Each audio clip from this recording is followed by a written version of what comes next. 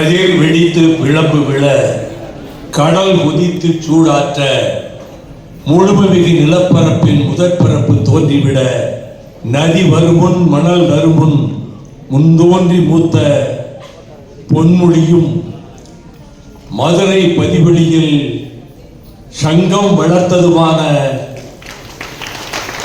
உயிர் தமிழே என் சிறந்தாழ்ந்த வணக்கம். நடமாடும் பல்கலைக்கழகம் காவிரி ஆற்றங்கரை 56 மாநாட்டில் தம்பி வா தலைமையேற்கவா உன் ஆணைக்கு கட்டுப்படுகிறோம் என்று பேரறிஞர் அண்ணா அவர்களால் விழிக்கப்பட்ட நினைவிலே வாழும் மாண்புமிகு நாவலர் அவர்கள் பெயராலும் நாடாளுமன்ற ஈடு இணையற்ற மாமேதை என்ற வரலாற்றை பொறித்திருக்கின்ற அவரது இளவல் செழியன் அவர்கள் பெயரால் அமைந்துள்ள அறக்கட்டளை எங்கள் வாழ்வும் எங்கள் வளமும் மங்காத தமிழென்று சங்கே முழங்கு என்ற சங்கரானம் செய்த பாவேந்தர் பாரதிதாசன் தமிழ் இலக்கிய மன்றம் இணைந்து நடத்துகின்ற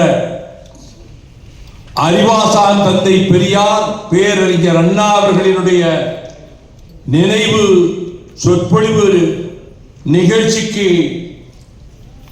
தலைமை ஏற்றிருக்கின்ற உபகண்டத்தில் மட்டுமல்ல உலகில் எந்த நாட்டிலும் இப்படி ஒரு பல்கலைக்கழகம் இன்று நிகழவில்லை என்று சொல்லத்தக்க அளவுக்கு நாலந்தா பல்கலைக்கழகத்தை விட சிறப்புமிக்க காஞ்சி கடிகையும் பல்கலைக்கழகமும் அந்நாட்களிலேயே இயங்கியது என்ற வரலாற்றை மெய்ப்பிக்கின்ற வகையில் உலகத்தின் 73 நாடுகளினுடைய மாணவர்கள் வந்து பயில்கின்ற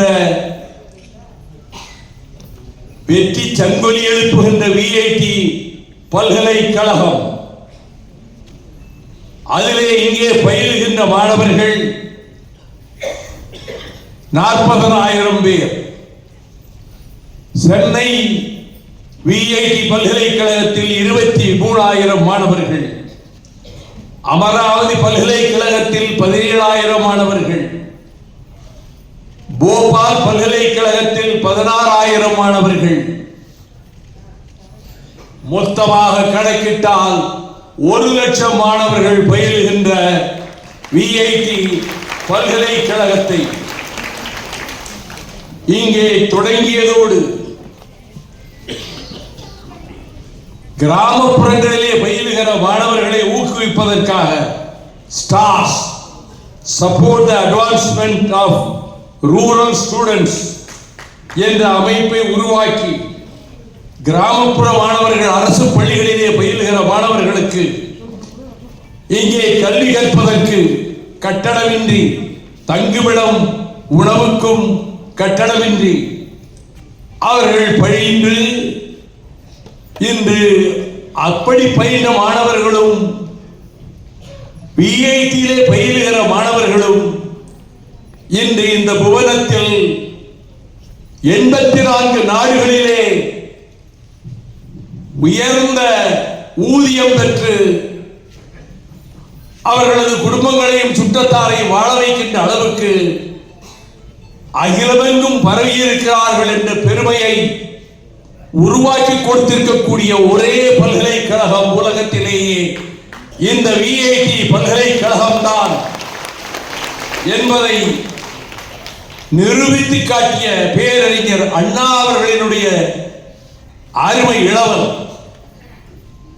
1954 ஆண்டில் வேலூர் நகர்மன்றத்தில் காந்தியடிகளினுடைய படத்தை திறந்து வைப்பதற்கு அறிஞர் அண்ணா அழைக்கப்பட்ட போது பலர் எதிர்ப்பு காட்ட கடையடைப்பு நடத்த ஆயினும் அண்ணா அவர்கள் இங்கே வந்து சொற்பொழிவாற்றிய போது குடியாத்தம் பள்ளியிலே 9ஆம் வகுப்பு படித்துக் கொண்டிருந்த மாணவராகிய அன்றைய மாணவர் அந்த நிகழ்ச்சியிலே வந்து கலந்து கொண்ட போதுதான் ஐயா மாண்புமிகு வீரமணி அவர்கள் சொன்னதை போல மாற்றான் தோட்டத்து மல்லிகைக்கும் மனமுண்டு என்ற சொல்லை அண்ணா அவர்கள் பிரயோகித்த அந்த நிகழ்ச்சியிலும் பங்கேற்று அதன் பின்னர் பேரறிஞர் அண்ணா அவர்கள் கலந்து கொண்ட ஒரு கூட்டத்தில் அவர் முன்னால் ஒலிபெருக்கியிலே நின்று உரையாற்ற எவ்வளவு அழுத்தமாக ஆணித்தரமாக இந்த மாணவன் உரையாற்றுகிறான் என்று கருதி நீ படித்து முடித்தவுடன் என்னிடம் வா என அழைத்து அதற்கு பிறகு அவரை வந்தவாசி நாடாளுமன்ற தொகுதியிலே திராவிட முன்னேற்ற கழகத்தினுடைய வேட்பாளராக்கி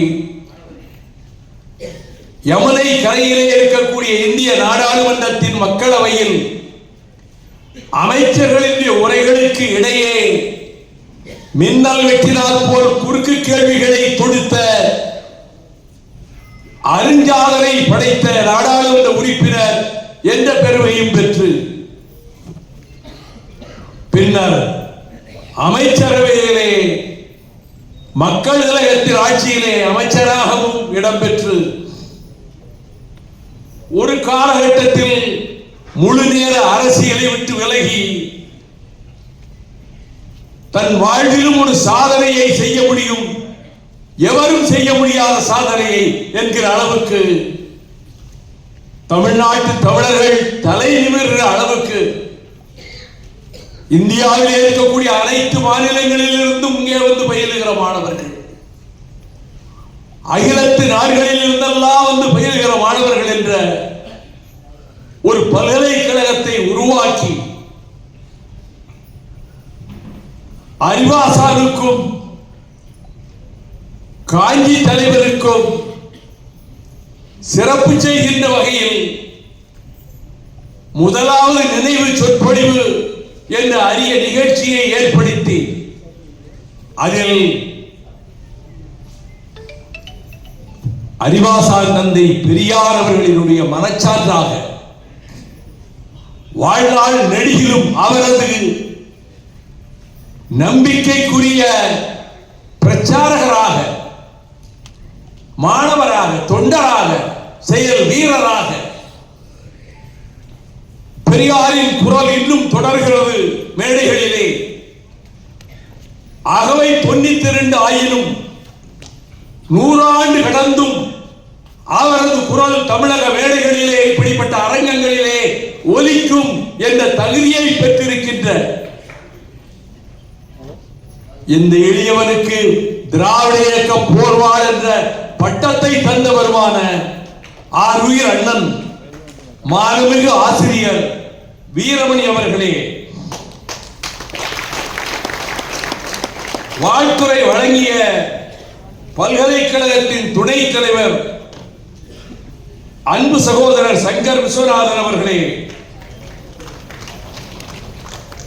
இங்கே வரவேற்புரை நிகழ்த்திய என் இனிய இளவல் முனைவர் கோவி செல்வம் அவர்களே,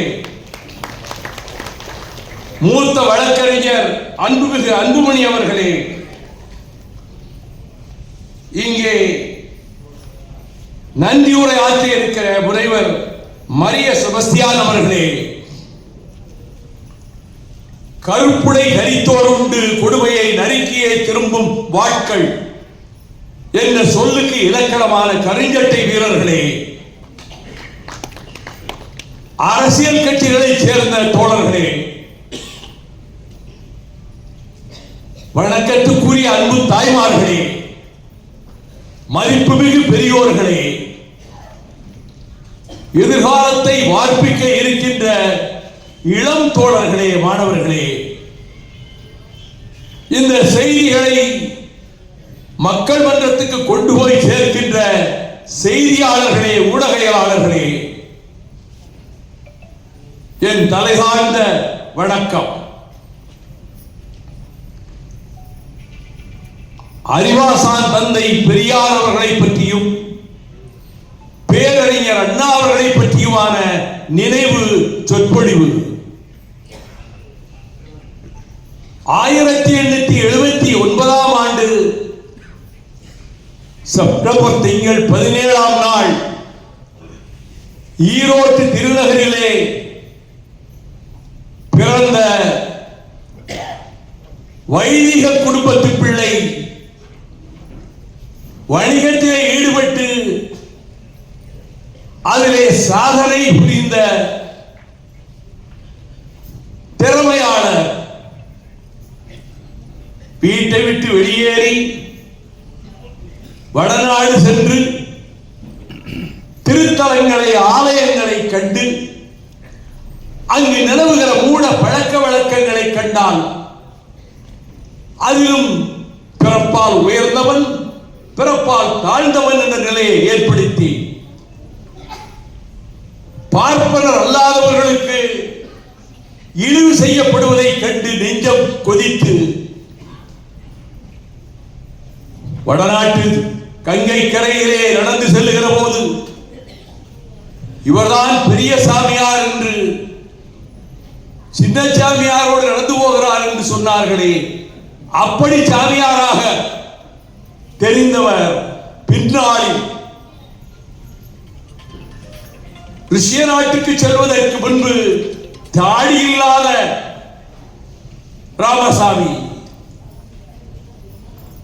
மறைமலை அடிகளாரினுடைய அருமை திருமகள் நீலாம்பிகை அம்மையார் நடத்திய இந்திய எதிர்ப்பு மகளிர் மாநாட்டில் பெரியார் என்ற அடைமொழியை பெற்று நிரந்தரமாக அதனையே தனக்காக்கிக் கொண்ட அந்த பெரியார் அவர்கள் 11 மாத காலம் வெளிநாடுகளிலே சுற்றுப்பயணம் செய்து ருஷ்ய நாட்டிற்கு சென்று அந்த பொது உடைமையை சாதனைகளை நேரிலே கண்டு கம்யூனிஸ்ட் கட்சியிலே உறுப்பினராக தன்னை பதிவு செய்து கொண்டு அந்த வெளிநாட்டு பயணத்தில் இருந்தவாறே புனே ஒப்பந்தத்தில் பாபா சாஹிப் அண்ணல் டாக்டர் அம்பேத்கர் அவர்களே, நீங்கள் கையெழுத்திடாதீர்கள், காந்தியார் கேட்டதற்காக கையெழுத்திடாதீர்கள் என்று அங்கிருந்தே அம்பேத்கருக்கு தந்தி அனுப்பி அதன் பின்னர் அவர் வாழ்க்கையிலே ஈரோடு நகரத்தில் ஈரோடு நகர்மன்ற தலைவர் பதவி உள்ளிட்ட 29 பதவிகளை 1919 ராஜினாமா செய்து தூக்கி எறிந்துவிட்டு காங்கிரஸ் கட்சியிலே சேர்ந்து கதராடைகளை சோர்ந்து கைராட்டினம் ஊற்று கள்ளுக்கடை மதுக்கடைகளை எதிர்த்து வைக்கத்திலே புலையர்களும் ஒழிக்கப்பட்டவர்களும் பிரசாதியினரும் ஆலயத்திற்கு உள்ளும் வரக்கூடாது, அடுத்த வீதிக்கும் வரக்கூடாது என்ற நிலையை தடுக்க போராட்டத்தை தொடர்வதற்கு தக்க மனிதர் ஈரோட்டில் அல்லவா இருக்கிறார் என்று ஜார்ஜும் கேசவ மேனனும் அழைக்க வைக்கத்துக்கு சென்று அவர் துணைவியாரும் செல்ல வந்த பெரியாரை வரவேற்க திருவிதாங்கூர் மன்னர் நான் பயணிக்கிற போதெல்லாம் ஈரோடு மாளிகையிலே என்னை உபசரித்தாரே, அந்த மாமனிதரை அரசு மரியாதையோடு நாங்கள் பாராட்ட வேண்டும் என்று கருதிய போது அதை ஏற்க மறுத்து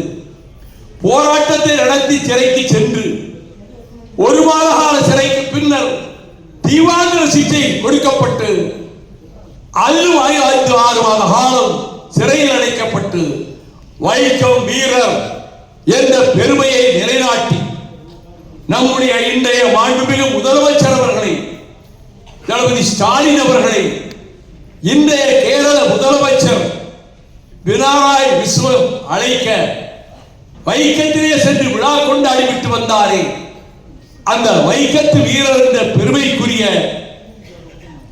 பெரியார் அவர்கள் காங்கிரஸ் கட்சியிலே சேர்ந்ததற்கு பின்னர் முதலில் திருநெல்வேலியிலே காங்கிரஸ் மாநாடு 20 வகுப்புரிமை தீர்மானம் கொண்டு வந்து அது நிராகரிக்கப்பட்டு மனம் குதித்தவராக அதற்கு அடுத்த ஆண்டும் தஞ்சை மாநாட்டிலும் காங்கிரஸ் மாநாட்டில் அத்தீர்மானம் நிராகரிக்கப்பட்டு அதற்கடுத்த ஆண்டு திருப்பூர் மாநாட்டிலும் அது நிராகரிக்கப்பட்டு அதற்கடுத்த ஆண்டு திருவண்ணாமலையிலும் காங்கிரஸ் மாநாட்டில் அது நிராகரிக்கப்பட்டு பின்னர் செங்கல்பட்டு மாநாட்டிலே 1925 அந்த வகுப்புரிமை தீர்மானத்தை நிறைவேற்றிட 22 தமிழ்நாட்டில் காங்கிரஸ் கட்சி தலைவரும் என்ற பொறுப்பையும் பெற்றிருந்தாலும் கூட அங்கும் நிராகரிக்கப்பட்ட போது இனி காங்கிரஸ் கட்சியை ஒழிப்பதுதான் என் வேலை என அவரது நெருங்கிய நண்பரான ஆச்சாரியார் ராஜகோபால் ஆச்சாரியார் நாயக்கரால் அது நடக்காது, மலையோடு மோதாதீர்கள் என்ற போது மலையை நான் முட்டி பார்க்கிறேன், என் முடியை கொண்டு இழுத்து பார்க்கிறேன், வந்தால் மலை போனால் முடி, ஆனால் மலையை அசைத்து காட்டுவேன் என்று சபதம் கொண்டு விட்டு வெளியே வந்து 1926 மதுரையில் பார்ப்பனர் அல்லாதார் மாநாட்டில் இனி சுயமரியாதை சங்கங்களை, சுயமரியாதை இயக்கத்தை நாடெங்கும் அமைப்பதுதான் அடுத்த வேலை என்று அந்த காலகட்டத்தில் குடியரசு இதழை அந்த 28ஆம் ஆண்டிலே தொடங்கி 29 செங்கல்பட்டிலே மாநாடு, சுயமரியாதை இயக்க முதல் மாநாடு.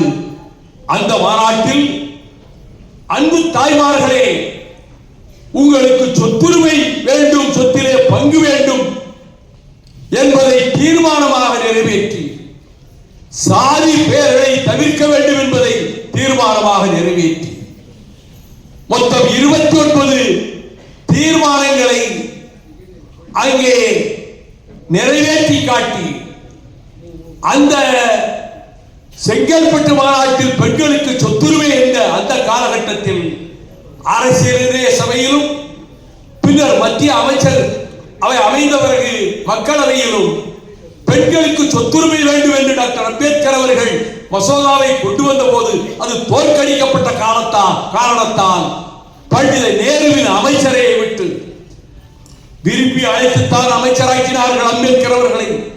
அமைச்சர் பதவியை தூக்கி எறிந்து விட்டு என்று நீங்கள் தோற்கடிக்கலாம், எதிர்காலத்தில் ஒரு தலைவர் வருவார், அவர் இந்த பெண்களுக்கு சொத்துரிமை என்பதை சட்டமாக்கி காட்டுவார் என்று கூறியதை நிரூபித்து காட்டிய ஒரு முத்தமிழறிஞர் டாக்டர் கலைஞர் என்ற வகையில் அதே பெண்களுக்கு சொத்துரிமை என்பதை சட்டமாக்கி காட்டினார்களே, அந்த வரலாற்றுக்குரிய தந்தை பெரியார் அவர்களை பற்றி பேரறிஞர் அண்ணா அவர்கள் 34 திருப்பூரிலே செங்குந்தர் வாலிபர் மாநாட்டிலே சந்தித்த போது அவர் உரையிலே நெகிழ்ந்தவராக அருகிலே அழைத்து, என்ன செய்ய போகிறாய்? நான் MBA படித்திருக்கிறேன், உத்தியோகத்துக்கு போவதற்கா? இல்லை, பொது வாழ்வில் ஈடுபட போகிறேன், அப்படியானால் என்னோடு வா என்று அழைத்துக் கொண்டு போக பேரறிஞர் அண்ணாவின் வீட்டிலே அந்த தாயார், ஈரோட்டிலே இருந்து வந்த ஒரு கிழவன்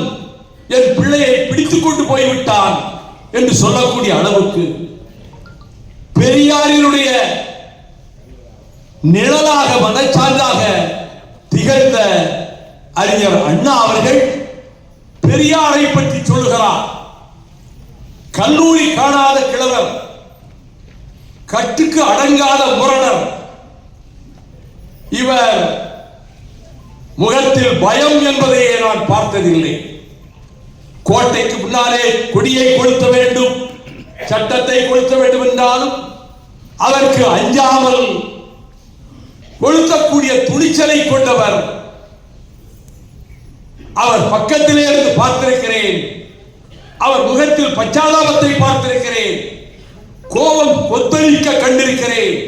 ஆனால் ஒரு காலம் பெரியார் முகத்தில் பயம் என்பதை நான் பார்த்ததே இல்லை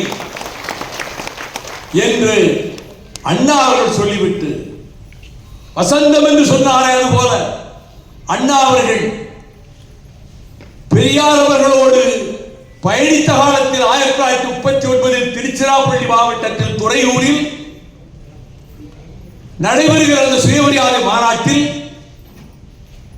ஒவ்வொருவரும் பேசுகிறவர்கள் பேசுவதை அச்சடித்துக் கொண்டு வந்து அதைத்தான் வாசிக்க வேண்டும் என்று பெரியார் கட்டளையிட, அண்ணா இல்லை, நான் பேச்சை எழுதி வைக்காமலே பேசிவிடுகிறேன். இல்லை இல்லை, எல்லோருக்கும் உள்ள விதிதான் உனக்கும், நீயும் உன் பேச்சை அச்சடித்துக் கொண்டு வா என்று சொல்ல, இவர் அச்சடித்துக் கொண்டு போய் இவரை பேரை அழைத்தவுடன் அண்ணா அவர்கள் அந்த அச்சடித்த குறிப்புகளை ஒரு ஓரமாக வைத்துவிட்டு 3 மணி நேரம் உரையாற்றி முடித்தவுடன் தந்தை பெரியார் அவர்கள் சொன்னார்கள், இன்றைக்கு இங்கே பேசிய அண்ணா அவர்கள் உலக சரித்திரங்களை எல்லாம், மேலாட்டு அறிஞர்களின் வரலாறுகளை எல்லாம் எடுத்து பேசி கற்கண்டை நமக்கு தருவதை போல இனிப்பை நமக்கு தந்து மகிழ்ச்சி அடைய செய்து விட்டார். என்னை விட சிறப்பாக பேசிவிட்டார். நான் மிகுந்த மகிழ்ச்சியாக இருப்பதற்கு காரணம் எனக்கு ஒரு வாரிசு கிடைத்து விட்டது என்று அந்த நிகழ்ச்சியிலே பேச, அதே பேரறிஞர் அண்ணா அவர்கள் 49 அவரை விட்டு பிரிய நேர்ந்த போது செப்டம்பர் 17 திராவிட முன்னேற்ற கழகத்தை நிறுவனம் செய்து மறுநாள் 18ஆம் தேதி ராயபுரம் ராபின்சன் பூங்காவிலே அடாது மழை பெய்து கொண்டிருந்த வேளையிலே உரையாற்றுகிற போது சொன்னார், திராவிடர் கழகம் இருக்கும் போது திராவிட முன்னேற்ற கழகம் ஏன் என்ற கேள்வி எழுகிறது. இது திராவிடர் கழகத்துக்கு போட்டியாக அல்ல, அதே குறிக்கோளோடு திராவிடர் கழகத்தினுடைய அதே கொள்கை கோட்பாடுகளோடு எந்த சமுதாய முன்னேற்றத்துக்காக திராவிடர் கழகம் பாடுபட்டதோ அதற்கு பாடுபட வேண்டும் என்ற அந்த குறிக்கோளோடு நாங்கள் பயணிக்கிறோம். படைவரிசை 2 ஆகிவிட்டது என்று வைதிக கும்பலும் வடநாட்டு ஏகாதிபத்தியமும் குதூகலிக்கலாம். ஆனால் தெரிவித்துக் கொள்கிறேன், படை வரிசை 2ஆக இருந்தாலும் கொள்கையும் கோட்பாடும் குறிக்கோளும் ஒன்றாக இருக்கிற காரணத்தால் வைதிகமும் வடநாட்டு ஏகாதிபத்தியத்துக்கும் சம்மட்டியாக நாம் விளங்குவோம் என்று தெரிவித்ததோடு, இது ஒட்டுமாஞ்செடி மாமரத்துக்கு பக்கத்திலே எப்படி ஒட்டுமாஞ்செடி வருவதோ அதை போல திராவிடர் கழகத்துக்கு பக்கத்திலே திராவிட முன்னேற்ற கழகம் என சொல்லி அதை இரட்டை குழல் துப்பாக்கியாக பொது வாழ்விலே நிலைநாட்டி காட்டி அதை தொடர்ந்து வருகின்ற காலத்தில் ஒரு சோதனை வந்தது. 1949 செப்டம்பர் 18 ராபின்சன் பூங்காவில் அண்ணா பேசுகிறார். சரியாக 12 மாதம் கழித்து அதே செப்டம்பர் மாதம் 18ஆம் தேதி 1950ஆம் ஆண்டு பெரியார் பொன்மொழிகள் என்ற நூலை பெரியார் வெளியிட்டதற்காக அவருக்கு 500 ரூபாய் அபராதம், இல்லையேல் 6 மாதம் சிறை தண்டனை. அதே போல ஆரியமாயை எழுதிய பேரறிஞர் அண்ணா அவர்களுக்கும் 500 ரூபாய் அபராதம், இல்லையே 6 மாதம் சிறை தண்டனை என்று சொல்லி 2 பேரையும் ஒரே சிறைச்சாலையிலே, திருச்சி சிறைச்சாலையிலே கொண்டு வந்து பக்கத்து அறைகளிலே அடைத்து வைத்திருக்க, பெரியார் தனக்கு வருகிற பிஸ்கட்டுகளை அண்ணா அறைக்கு அனுப்பி வைக்க, அந்த பிஸ்கட்டுகள் என்று சொல்லி அண்ணா அவர்கள் ஒரு பயமே வந்து விட்டது. எங்கே மீண்டும் இணைய வேண்டி வந்து விடுமோ என்கிற உள்ளுக்குள்ள ஒரு அச்சம். 10ஆம் நாளே விடுதலை. 2 பேரும் சிறையை விட்டு வெளியே வருகிறார்கள். அண்ணாவுக்கு அழைத்து வர வாகனம் எதுவும் வரவில்லை. பெரியாருக்கு அவருடைய வேன் வந்திருக்கிறது. பெரியார் கண்ணசைவால் வேனில் ஏறிக்கொள் என்று சொல்ல, அதை அப்படியே ஏற்றுக்கொண்டவராக அண்ணா அவர்கள் வேனிலே உட்கார, பெரியார் மாளிகையிலே போய் பெரியார் இறங்கிக் கொண்டு ஓட்டுநரிடம் அவரை கொண்டு போய் சங்கரம்பிள்ளை வீட்டிலே விட்டு வா என்று சொல்லி அனுப்ப, அப்படி அதற்கு பிறகு அங்கே வந்து சேர்ந்த அண்ணா அவர்கள் ஒரு கட்டத்தில் எழுதுகிறார், பெரியாரை பொறுத்தமட்டில் அவர் எப்படிப்பட்ட இயல்பு கொண்டவர் என்பதற்கு நான் முதலிலே கூறிய அந்த துணிச்சலை எல்லாம் சொல்லிவிட்டு, பெரியாருடைய அதே பாதையில் தான் நானும் செல்லுகிறேன் என்று சொன்ன அண்ணா அவர்கள் தேர்தல் களத்திலே 57 வெற்றி பெற்று சட்டமன்ற உறுப்பினராகி தன்னுடைய தொகுதியிலேயே முதலமைச்சர் பெருந்தலைவர் காமராஜரை அழைத்துக் கொண்டு வந்து நிகழ்ச்சி நடத்தி அடுத்த பொது தேர்தலில் 62 காஞ்சி தொகுதியிலே அண்ணா தோற்கடிக்கப்பட்டார். பெருந்தலைவர் காமராஜரை, பச்சை தமிழர் காமராஜர் ஆட்சி வந்திருக்கிறது, ஒரு தமிழர் ஆட்சி வந்திருக்கிறது, நான் ஆதரிக்கிறேன் என்று முழுமூச்சாக பெரியார் காமராஜருக்காக காங்கிரஸ் கட்சிக்கு வேலை செய்ய, பிரச்சாரம் செய்ய, அந்த 62 தேர்தலிலே 50க்கு மேற்பட்ட 50 சட்டமன்ற உறுப்பினர்கள் திராவிட முன்னேற்ற கழகத்திலே தேர்ந்தெடுக்கப்பட்டு அண்ணா அவர்கள் தோற்கடிக்கப்பட்டார்கள். அவருடைய பண்பாட்டுக்கு ஒரு அடையாளத்தை சொல்லுகிறேன். தூற்றலை கேட்டு கவலைப்படக்கூடாது, வாழ்க வசவாளர்கள் என்றுதான் அண்ணா சொன்னார். அண்ணாவின் பிறப்பை இழிவுபடுத்தி நான் நாவால் சொல்லக்கூடாத சொற்களை ஒரு தட்டியிலே எழுதி வைத்து காஞ்சிபுரத்தினுடைய நடுவீதியிலே தொங்க வைத்து விட்டு போனார்கள். தேர்தலுக்கு முன்பு அண்ணா அவர்கள் தன் தம்பிமார்களை அழைத்து அதற்கு பக்கத்திலே ஒரு விளக்கை வைத்து விடுங்கள், நல்ல பிரகாசமான வெளிச்சத்திலே அதை படிக்கட்டும் என்று சொல்லக்கூடிய பண்பு நிறைந்தவராக இருந்த அண்ணா அவர்கள் தோல்வியை எப்படி எடுத்துக்கொண்டார்கள்? தம்பிக்கு கடிதங்கள் எழுதுகிறார். எப்படி 62 விடுதலை பத்திரிகையை, குடியரசு பத்திரிகை, அதுக்கு பின்னர் விடுதலை பத்திரிகை, ரிவோல்ட் பத்திரிகை, இந்த விடுதலை பத்திரிகையை தொடர்ந்து நடத்துவதற்கு இருக்கிற சிரமங்களில் யார் நடத்த முடியும்? ஆசிரியராக இருந்து வீரமணிதான் நடத்த முடியும். 10 வயதிலே மேடை ஏறி நின்று இதை அன்றைக்கே சங்கராலம் செய்தாரே, அதை பார்த்துவிட்டு, அதை படித்துவிட்டு தெரிந்துவிட்டு அண்ணா அவர்கள் சொன்னார்கள், ஆம், அந்த ஞான சம்பந்தருக்கு ஞானப்பால் கொடுத்ததனால் உமையொருவாக என்று சொல்லப்பட்டவர்களுடைய துணைவியார் ஞானப்பால் கொடுத்ததால் ஞான சம்பந்தர் பேசினார். இங்கே எவரும் வேறு ஞானப்பால் எதுவும் கொடுக்கவில்லை, இந்த மாணவன் பேசுகிறான் என்று பாராட்டப்பட்ட நம்முடைய ஆசிரியர் வீரமணி அவர்கள் அந்த உரை வீச்சினுடைய சக்தியை பற்றி அவர் சொல்லுகிற போது அவர் எடுத்து சொன்னார் அல்லவா 2 உதாரணங்கள். அதை போன்ற உதாரணங்களை சொல்ல ஆரம்பித்து திராவிட நாடு ஏட்டிலே தம்பிக்கு கடிதங்கள் என்று எழுத ஆரம்பித்த 54 முதல் கடிதம் 55 காகித கப்பலில் கவனம் செலுத்தாதே தம்பி என்று அண்ணா அவர்கள் எழுதி உலக நாடுகளினுடைய அடக்குமுறைகள் எங்கெல்லாம் திகழ்ந்தனவோ அதை பற்றி அடக்குமுறை என்று ஒரு கடிதம் எழுதி பீட்டர் பெலின்சன் என்பவர் எழுதிய ஒரு ஏட்டினுடைய செய்திகளை அதிலே சொல்லி அதற்கு பிறகு அவர் வில்லியம் டெல் என்ற சுவிஸ் நாட்டில் வழங்கப்படுகிற ஒரு செய்தியை, வில்லியம் டெல் நிகரற்றவன், புராணத்திலே வருகிற விஜயனை போல அல்ல, உண்மையிலேயே பெரும் வில் வீரன்.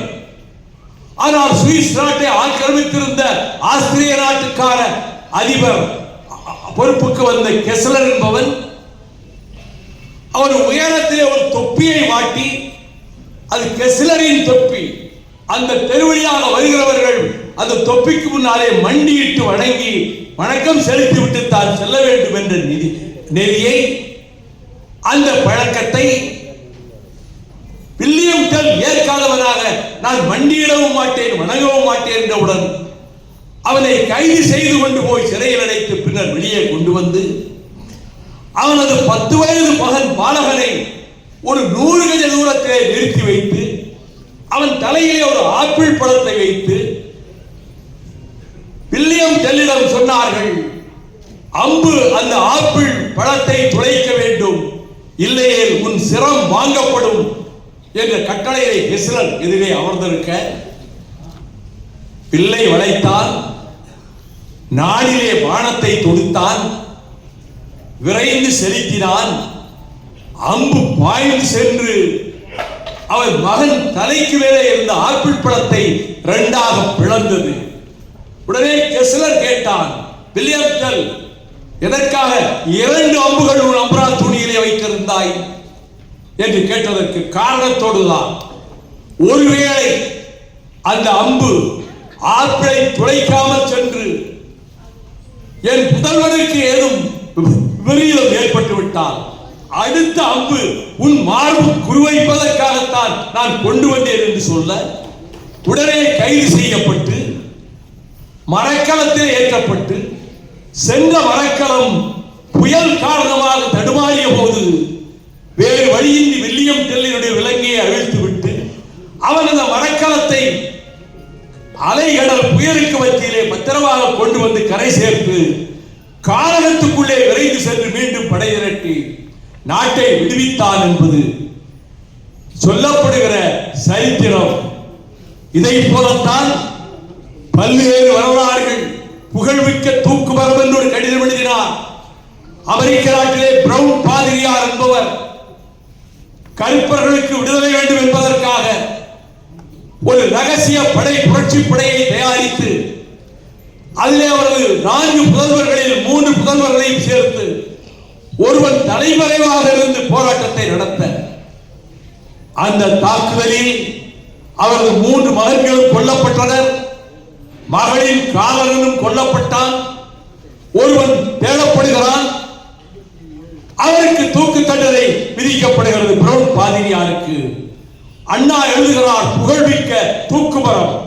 இவையெல்லாம் அன்றைக்கு ஊடகங்கள் கிடையாது, யூடியூப் கிடையாது, இன்றைக்கு இருக்கக்கூடிய சாதனங்கள் எதுவுமே கிடையாது. ஆனால் உலகத்தின் எந்த மூலையிலே ஒரு செய்தி இருந்தாலும் அதை தன் தம்பிமார்களுக்கு கொண்டு வருவதற்காக திராவிட நாட்டிலும் பின்னர் காஞ்சியிலும் கடிதம் மூலமாக செய்திகளாக்கி கொண்டிருந்த அண்ணா அவர்கள் தான் தோற்றதற்கு பிறகு தம்பிமார்கள் வருந்துகிறார்கள் என்பதற்காக அவர் எழுதினார் அறுவடையும் அணிவகுப்பும் என்று. அது களனி, களனியிலே சென்னல் கதிர்கள் விளைந்திருக்கின்றன. கதிர்களை அறுத்து கதிர்கட்டுக்களை தலையிலே சுமந்து கொண்டு எல்லோரும் களத்திற்கு சொல்கிறார்கள். ஆனால் அதிலே ஒரு சகோதரன் காலிலே வெட்டுப்பட்டு அந்த அறிவாளன் காலிலே பட்டுவிட்டதால் வெட்டுப்பட்ட காயத்தோடு கீழே கிடக்கிறான். அனைவரும் கதிர்கட்டுக்களை சுமந்து கொண்டு களத்துக்கு செல்கிறார்கள். அவர்கள் முகத்திலே புன்னகை இல்லை. ஆனால் வெட்டுப்பட்டு கிடக்கிறானே அவன் புன்னகை பூக்கிறான். கதிர்கட்டுகள் களஞ்சியத்தை நோக்கி போகின்றன என்று புன்னகை பூக்கிறான். அதுபோலத்தான் தம்பி வரலாற்றிலே ஒரு நிகழ்வு. ஜெருசலத்துக்குள் செல்ல வேண்டும் என்று கிறிஸ்தவர்கள் படையெடுத்து செல்ல ரிச்சர்டு மன்னன் அதற்கு தலைமை வாங்க யுத்தம் பலமாக வரும் என்ற நேரத்தில் ரிச்சர்டு மன்னனுக்கு செய்தி வருகிறது, உன் படை பரிவாரங்கள் அனைவரும் ஜெருசலத்துக்குள்ளே வரலாம், ஆனால் நீ வரக்கூடாது என்பவனால் புன்னகை பூத்தவராக புலகாங்கிதத்துடன் என் படை வீரர்கள் என்னுடைய தோழர்கள் உள்ளே செல்கிறார்கள் ஜெருசலத்தை காண, நான் செல்லாவிட்டால் என்ன என்று மகிழ்ந்தானே. அப்படி உத்தரவிட்டவன் பெயர் சாலடியின் மன்னன்.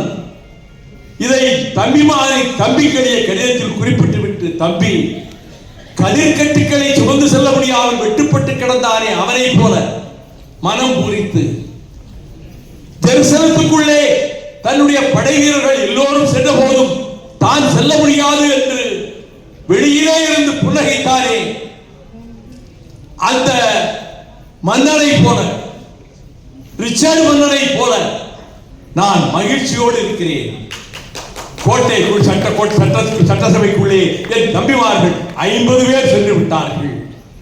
இதை சொன்னவுடன் நான் என்னை ரிச்சர்டு மன்னருக்கு சமமாக எண்ணிக்கொண்டு எழுதியிருக்கிறேன் என்று எவரும் கருதிவிட வேண்டாம்.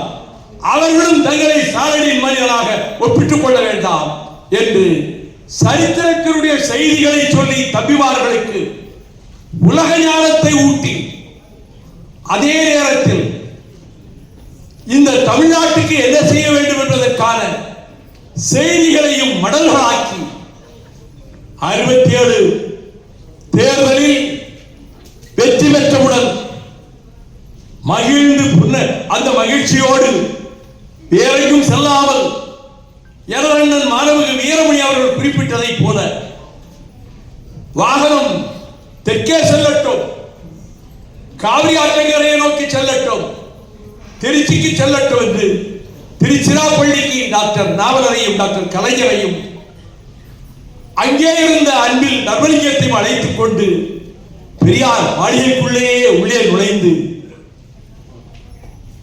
எங்கள் அரசு உங்களுக்கு காணிக்கை என்பதற்காக உங்களை காண வந்திருக்கிறோம் என்ற போது அதை பற்றி பின்னர் ஒரு கூட்டத்தில் பெரியார் சொல்லுகிறார், நான் இவர்கள் தோற்க வேண்டும் என்பதற்காகவே கடுமையாக வேலை செய்தேன். ஆனால் தேர்தலில் அவர்கள் வெற்றி பெற்று விட்டார்கள். நான் சற்றும் எதிர்பார்க்கவில்லை, என்னை காண அண்ணாவே வந்து விட்டார். இன்னா செய்தாரை ஒருத்தல் அவர் நான நன்னயம் செய்து விடல். இந்த குரலையும் தந்தை பெரியார் அவர்கள் சொல்லி அந்த குரலுக்கேற்ப என்னை கண்டு எனக்கு மரியாதை செய்ய வந்திருக்கிறார்கள் என்கிற போது நான் கூச்சப்பட்டேன், நான் வெட்கப்பட்டேன். அண்ணன் சொன்னதைப் போல மணவரையிலே தலைகுனிந்திருக்கக்கூடிய மணப்பெண்ணைப் போல நான் தலைகுனிந்து கொண்டேன் என்று சொன்ன தந்தை பெரியார் அவர்கள் அதற்கு பிறகு இந்த ஆட்சிதான் முதலாக வந்திருக்கக்கூடிய பகுத்தறிவாளர் ஆட்சி. 2000 ஆண்டுகளிலே இந்த ஆட்சிதான் சுயமரியாதை ஆட்சி, பகுத்தறிவாளர்கள் ஆட்சி. இதுவரை வந்ததில்லை இப்படி என்று அந்த ஆட்சிக்கு ஆதரவாக அதற்கு பிறகு போகிற வேலைகளிலே பேசிக் கொண்டிருக்க 1967 செப்டம்பர் 17ஆம் தேதி தந்தை பெரியாரின் பிறந்த நாளை திருச்சி மாளிகையிலே பெரியாருக்காக கொண்டாடப்பட போகிறது என்று அறிந்து இரவோடு இரவாக சென்று காலை பொழுது புலர்ந்தவுடன் மணக்கும் மல்லிகை மாலையுடன் பேரறிஞர் அண்ணா அவர்கள் பெரியார் அவர்களை போய் பார்த்து மல்லிகை மாலையை சூட்டியவுடன் அவர் ஒரு வாடாத ஒரு இந்த மாலையை அவர் அண்ணாவுக்கு சூட்ட அந்த நெகிழ்ச்சி தருவதாக அமைந்தது. அந்த நிகழ்ச்சியிலே பேசுகிற போது பெரியாரின் பெருமைகளை பற்றி அண்ணா சொன்னார். அதன் பிறகு 4 நாள் கழித்து செப்டம்பர் 22, 1967 ஓசியானிக் ஹோட்டலுக்கு பின்புறம் இருக்கக்கூடிய பெரும் அரங்கத்தில் அங்கே அண்ணா பிறந்த நாள் விழாவை கொண்டாட பெரியார் வந்தார். அண்ணாவின் பெருமைகளை பற்றி அவர் பேசும்போது மீண்டும் சொன்னார், இது பகுத்தறிவாளர்களுடைய ஆட்சி, இதுவரை தமிழ்நாட்டுக்கு இப்படி ஒரு ஆட்சி அமைந்ததில்லை என்று சொல்லி பாராட்டிய அவர் அந்த ஆட்சிக்கு கேடு வந்துவிடக் கூடாது என்று கவலைப்படும் அதே வேளையில் அவர் சொன்னதைப் போல, அண்ணா அவர்கள் சொன்னதைப் போல ஒட்டுமாஞ்செடியாக வளர்ந்து திராவிட இயக்க கோட்பாடுகளை பாதுகாக்கின்ற இன்னொரு போர் முறையாக திராவிட முன்னேற்ற கழகம் திகழ மனச்சாற்றின்படிதான் பதவி பிரமாணம் செய்து கொள்கிறேன் என்று அண்ணா முதல் அத்தனை அமைச்சர்களும் பதவி பிரமாணம் செய்கிற போது ஆண்டவன் பெயரை செல்லாமல் பதவி பிரமாணம் செய்தார்கள். அந்த பட்டியலிலே இருப்பவர்தான் பின்னாளிலே அமைச்சர் பொறுப்புக்கு வந்த இந்த விஐடி பல்கலைக்கழகத்தை நிறுவிய நம்முடைய ஆற்றல் மிகு விஸ்வநாதன் அவர்களும் மந்திரி பதவி ஏற்கிற போது பதவி பிரமாணத்தை உளமாறத்தான் பதவி பிரமாணம் செய்கிறேன் என்று அவர் கூறினார். அந்த 3 சாதனைகளை பற்றி அண்ணன் வீரமணி அவர்கள் குறிப்பிட்டார்களே, அந்த காலகட்டத்தில் அண்ணா அவர்களுக்கு வரக்கூடாத கொடிய புற்றுநோய் ஏற்பட்டு தாக்குதலாகி ஆளாகி அமெரிக்க நாட்டிலே சிகிச்சைக்கு சென்று சிகிச்சை பெற்று வந்து கொண்ட காலத்தில் 1968 அக்டோபர் 10ஆம் தேதி அன்று அமெரிக்க நாட்டிலே இருந்து தந்தை பெரியாருக்கு ஒரு கடிதம் எழுதினார் அறிஞர் அண்ணா. அதில் உங்களை நீங்கள் மருத்துவமனையிலும் விமான நிலையத்திலும் தாங்க முடியாத கவலைக்குறியோடு அமர்ந்திருந்ததை கண்டேன். என் உடல் நலிவு நீங்கிவிட்டது, ஓரளவு சற்று களைப்பாக இருக்கிறது, பசியின்மை இருக்கிறது, மற்றபடி நான் நன்கு தேறி வருகிறேன். நீங்கள் அண்மையிலே ஒரு மலரில் எழுதியிருந்தீர்கள், நான் துறவியாக போய்விடுவேனோ என்று எழுதியிருந்தீர்கள். அதை குறித்து கவலையோடு அண்ணா சொல்கிறார், நீங்கள் வெற்றி பெற்று விட்டீர்கள். உலகில் எந்த சீர்திருத்தவாதியும் தன்னுடைய காலத்திலே பெற முடியாத வெற்றியை நீங்கள் பெற்றிருக்கிறீர்கள். அவனியில் வேறு எங்கும் இப்படி நடந்ததில்லை. ஆகவே அதை பற்றி கவலைப்படாதீர்கள். என் வணக்கத்தை மணியம்மையாருக்கு சொல்லுங்கள் என்று அங்கிருந்து கடிதம் எழுதி அனுப்பி, அதன் பின்னர் அவர் மீண்டு வந்த காலத்தில் சட்டக்கல்லூரி மாணவர்களாக இருந்த இங்கே இருக்கிற முகமது சகிமுதல் என்போர் சைதாப்பேட்டையிலே இருந்து அந்த பிறந்த ஜீப்பிலே அண்ணா அவர்களை வைத்துக் கொண்டு பக்கத்திலே கலைஞரும் நாவலரும் மற்றவர்களும் வர அதை அதை பார்த்துவிட்டு பின்னர் அவரை தனியாக போய் அண்ணாவை சந்தித்த போது மாணவர் இயக்கத்தை வலுப்படுத்த வேண்டும் என்ற யோசனையை சொன்னவராக இருந்த அண்ணா அவர்கள் புற்றுநோயினுடைய கொடுமை மீண்டும் தாக்க டாக்டர் மில்லர் அமெரிக்காவிலே இருந்து வர அங்கே அவருக்கு சிகிச்சை அடையாறு மருத்துவமனையிலே கொடுக்கப்பட்டோம். அந்த சிகிச்சை பலனின்றவர் அண்ணா அவர்கள் மறைந்த நேரத்தில் அந்த அடையாறு புற்றுநோய் மருத்துவமனைக்குள்ளே அந்த 4 நாட்களும் நான் அங்குள்ள ஊழியர்களுடைய தயவை பெற்று அண்ணா அவர்கள் இருந்த அரங்கத்துக்கு பக்கத்தில் இருக்கக்கூடிய ஒரு தாழ்வாரத்தில் அந்த 4 நாட்களும் நான் இருந்தேன். 26ஆம் தேதி ஜனவரி அங்கே மும்பையிலே இருந்து மிகப்பெரிய பாடகர்களை கொண்டு வந்து இந்திய பிரச்சார சபையின் சார்பாக மாணவர்கள் என்று ஒரு அமைப்பை போட்டு செட்டினரி ஹாலிலே விழா நடத்துகிறார்கள் என்று கேள்விப்பட்டு அதை தடுத்து நிறுத்த வேண்டும் என்று துரைமுருகன் சொல்ல, என்னோடு எப்பொழுதுமே இருக்கக்கூடிய 50 இளைஞர் மாணவர்களை உடன் அழைத்துக் கொண்டு நாங்கள் அந்த மண்டபத்துக்கு சென்ற போது 500 ரூபாய் 1000 ரூபாய் டிக்கெட் இருக்கிறதா என்று கேட்க, டிக்கெட் கேட்டவரை அவன் கோட்டோடு விட்டு சுவற்றிலே ஒரு சாத்து சாத்தி நாங்கள் உள்ளே நுழைந்து ஆயிரக்கணக்கான மக்கள் குடும்பமாக முகமது ரஃபியினுடைய இந்தி இசையை கேட்க வந்திருக்கிறார்கள். வெளியே 200-300 கார்கள் இருக்கின்றன.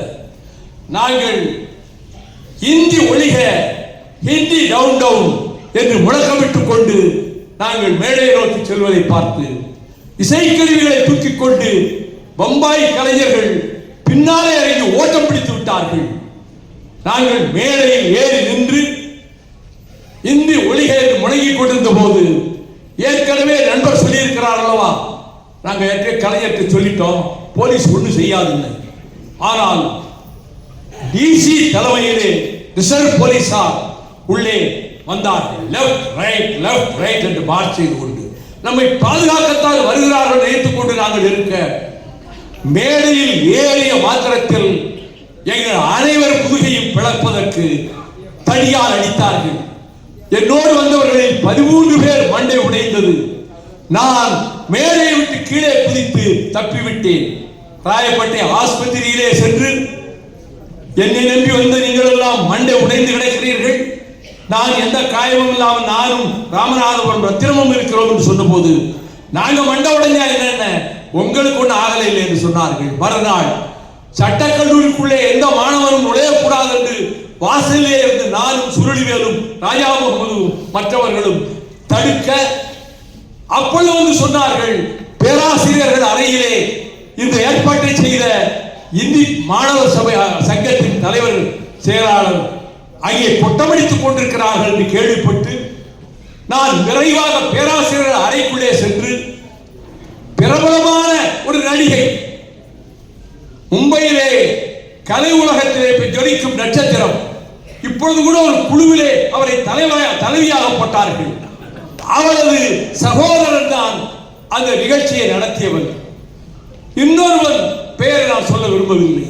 2 பேரும் பேராசிரியர் உட்கார்ந்து முதல் நாள் நடந்த சம்பவத்தை பற்றி கெக்கலி கொட்டி கொண்டிருக்க, நான் அந்த உயர்ந்த 6 அடி உயரமுள்ள நடிகையின் அண்ணனின் காதோடு சேர்த்து அறைந்தேன்.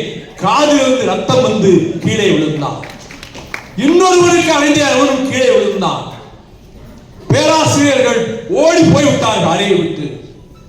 இங்கே இருக்கிற எவரும் கல்லூரிக்குள்ளே நுழைய நினைத்தால் தெற்கே போகிற புகை வண்டிகளிலே, தொடர் வண்டிகளிலே உங்கள் தலைகளை பார்சல் செய்து அனுப்புவேன் என்று எல்லோரும் ஓட்டம் பிடிக்க அடுத்த 6 மணி நேரத்திற்குள் என் பெயரை போட்டு சஸ்பெண்டட் ஃப்ரம் லா காலேஜ் என்று பழனிசாமி முதல்வர், அவர் பெரியார் தலைமையிலே கல்யாணம் முடித்துக் கொண்டவர், பெரியார் பக்தர். நான் இதுதான் காரணமாக அவரிடம் போய் கேட்க, நீ காலேஜுக்கே வராத, உன் டேம் டேஸ் நான் பார்த்துக்கிறேன். நேராக பரீட்சை காலம் போய் பரீட்சை எழுதினாரு. நான் போய் அடையாறு மருத்துவமனையிலே நான் நாள் இருந்தேன்.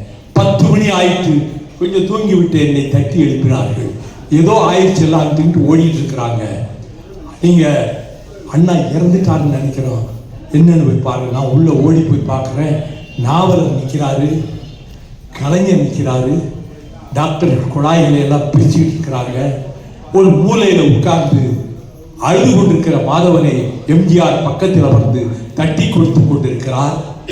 அதன் பிறகு அண்ணாவின் பூத உடலை பேனிலே வைத்து பக்கத்திலே நாவலரும் கலைஞரும் அன்னை நாராயணசாமியும் சிட்டி பாபுவும் இருந்து நுங்கம்பாக்கத்துக்கு அழைத்து செல்ல, என்னை டிவி நாராயணசாமி அவரது காரிலே அழைத்துக் கொண்டு தேனாம்பேட்டை சென்று லட்சிய நடிகர் எஸ்எஸ்ஆர் அவர்களை ஏற்றிக் கொண்டு அங்கே நுங்கம்பாக்கம் செல்ல, அங்கிருந்து சட்டக்கல்லூரி விடுதிக்கு போய் சேர்ந்தேன்.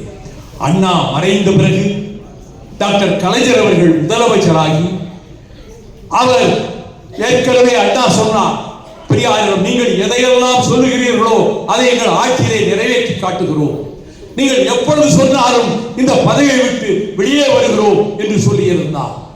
ஆக பெரியார் நினைத்ததை, கனவு கண்டதை, அண்ணா கூறியதை நிறைவேற்றி கொடுக்கின்றவராக முத்தமிழறிஞர் டாக்டர் கலைஞர் அவர்கள் அதற்கு பிறகு சட்டங்கள் நிறைவேற்றினார். இந்த இயக்கத்தில் பிளவு வந்தது. பிளவு வந்ததால் மக்கள் கழகம் வெளியேறினார்.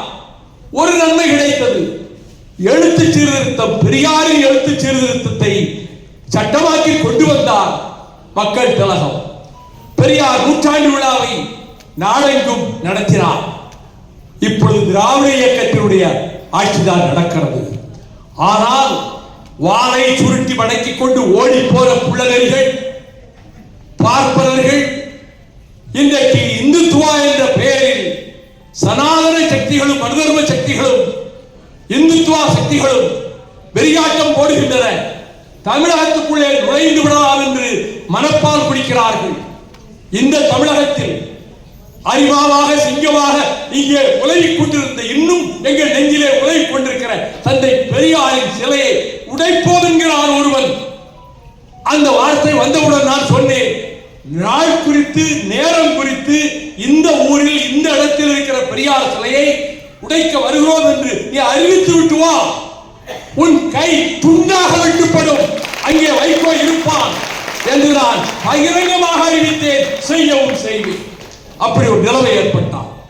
பெரியாரை, அறிஞர் அண்ணாவை, திராவிட இயக்கத்தினுடைய தலைவர்களை, அவர்களுடைய பெருமை மாண்புகளை, அவர்கள் கனவு கண்ட இன்ப தமிழகத்தை நிலைநாட்டுவதற்கு திராவிட இயக்கம் பெரியார் சொன்னதை போல இது பகுத்தறிவாளர்களினுடைய ஆட்சி. அதனால் தான் முன்வாதி கேட்ட போது பென்ஷன் தரப்படுமா, மானியம் தரப்படுமா என்ற போது முதலமைச்சர் அண்ணா அவர்கள் எழுந்து இந்த அரசாங்கமே பெரியாருக்கு காணிக்கிறாரே என்று சட்டமன்றத்திலே அவர் சொன்னதை இங்கே நினைவுபடுத்தினார். ஆனால் அப்படிப்பட்ட தமிழகத்தில் இங்கே வருகிறந்திருக்கக்கூடிய வாலிப பிள்ளைகள், இளம் தலைமுறையினர், அவர்களை அரவணைக்கின்ற அன்பு தாய்மார்கள் இந்த மண்ணை, மானத்தை, மானமும் அறிவும் மனிதருக்கு அழகு என்ற அந்த சொற்றொடரின் இலக்கணத்தை நிலைநாட்ட, திராவிட இயக்கத்தை பாதுகாக்க பெரியார் வாழ்கிறார், அண்ணா வாழ்கிறார், கலைஞர் வாழ்கிறார்.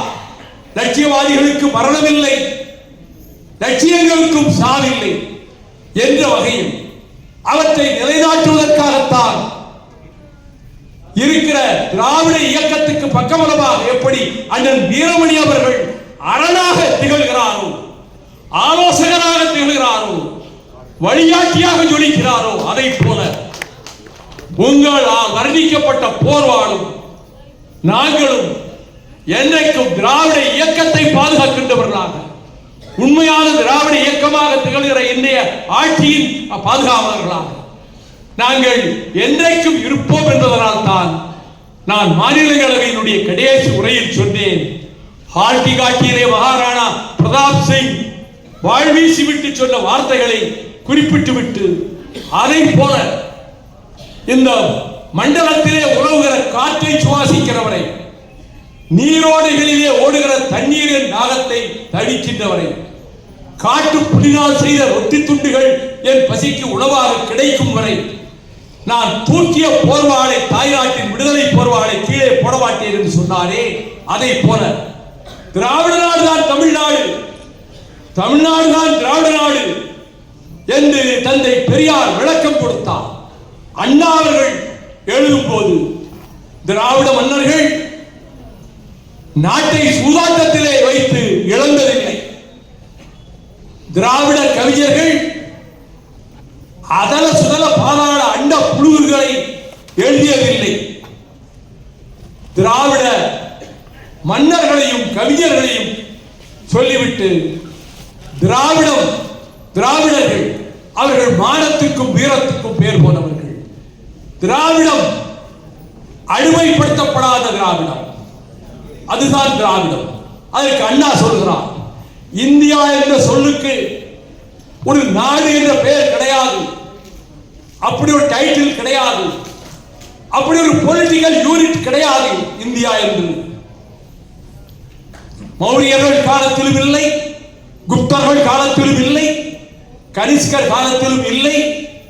அது ஐரோப்பா கண்டத்திலே சில பகுதிகளுக்கு பால்கன் பிரதேசம் என்று அழைக்கிறோமே, அதை போல நார்வே ஸ்வீடன் நாடுகளை ஸ்காண்டினேவியா என்று அழைக்கிறோம், அதை போல ஆசியா கண்டத்தில் ஒரு பூகோள பகுதிக்கு இந்தியா என்ற பெயர் இருக்கிறது என்று சொன்ன அண்ணா அவர்கள் 63 ராஜ்யசபாவுக்கு சென்ற கன்னி பேச்சில், ஐ represent the man in the street, நான் சாலையோரத்து சராசரி மனிதனுடைய பிரதிநிதியாக வந்திருக்கிறேன்.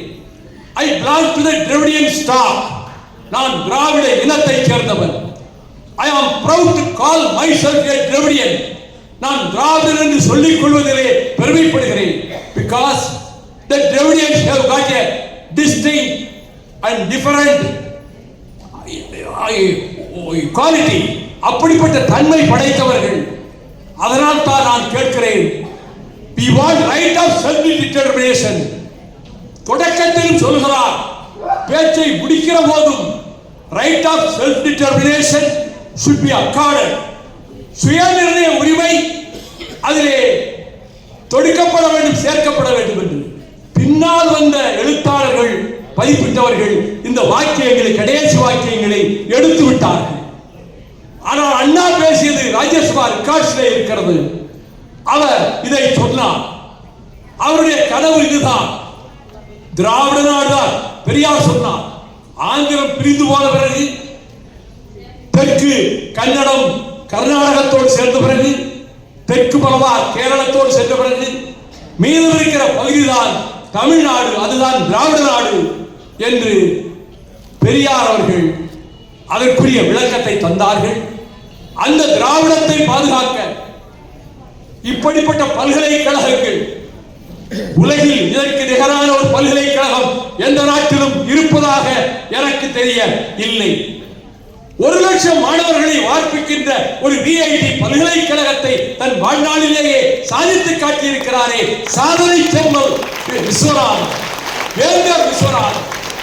நாடுகள் பலவற்றுக்கு வேந்தர்கள் இருந்திருக்கலாம், ஆனால் VIT பல்கலைக்கழகத்தினுடைய வேந்தருக்கு நிகரான ஒரு பல்கலைக்கழக வேந்தர் யுவகண்டத்திலும் இல்லை, உலகெங்கிலும் இல்லை. அந்த பெருமையை பெற்றிருக்கக்கூடிய இந்த இடத்திலிருந்து ஆண்டுதோறும் செல்லுகிற மாணவர்கள் வெளிநாடுகளிலே பல்லாயிரக்கணக்கானவர்கள் இன்றைக்கு தந்தை பெற்ற ஊதியத்தை விட பல மடங்கு ஊதியம் பெற்று அவர்கள் அங்கே வளமாக இருக்கிறார்கள். விஸ்வநாதனும் துணைவியாரும் அமெரிக்கா சென்ற போது அமெரிக்காவில் இடங்களை சுட்டிக்காட்டியவர்கள் யார் தெரியுமா? இங்கே படித்த மாணவர்கள், 2 கிராமத்து மாணவர்கள்.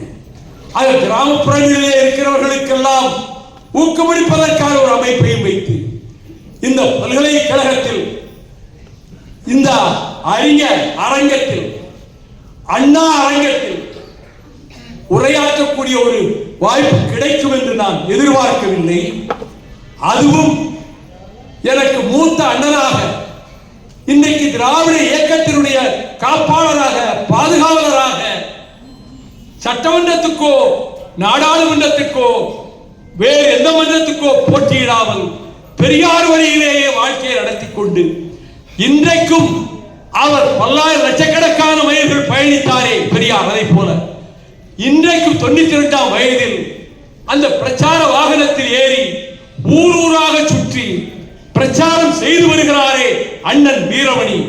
100 ஆண்டு கடந்து வாழ்க, 120 ஆண்டு கடந்து வாழ்க.